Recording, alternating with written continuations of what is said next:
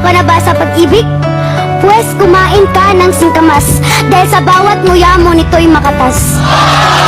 Talong, huwag gustahan, dahil sa colon cancer ito'y panlaban. Hindi tulad mo na hindi lumaban, kaya iniwan na lang basta-basta na walang kaalam-alam. Talong? Okay. Sigarilyas, pampatibay ng buto.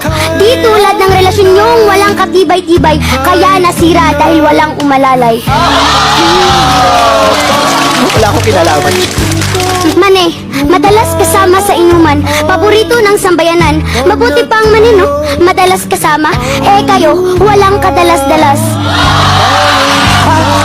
Mane? Thank you. Next. Sitaw, sa lahat ng putahe siya ay kasama, dahil nakikita ang kanyang mabuting dulot. Hindi tulad niya na bulag sa iyong halaga at tuluyan ka ng nilimot. Upo, tulad ng kaklase mong sip-sip sa eskwelahan. Sumisip-sip din ito ng kolesterol sa ating katawan. Hindi tulad niya na hindi man lang inalam ang iyong halaga, sumipsip pa sa iba.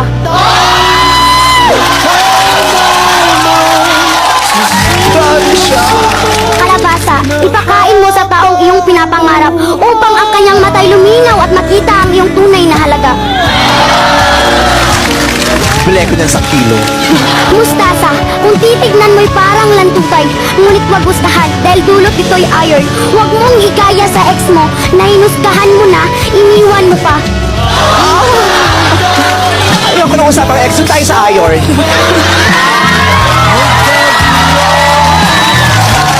Sibuyas, alam niyo ba kung ano ang sinabi ni Sibuyas?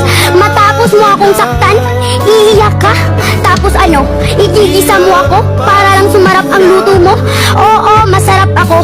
Pampabango at pampasarap lang at wala nang higit pa sa relasyon nating dalawa. Bawang, mayaman sa protein. Sila ni Sibuyas ay always together. Pero bakit wala pa din forever? Tama na. Apple, sabi mo, si Crush kumain ng apple. Tapos sa iba na Paul, kumain ka na rin ng apple. Oo, ikaw na di makamove on habol ng habol. Peachy, Neki, Brenda. Kumain ka ng karot para hindi ka humarot. Di ka...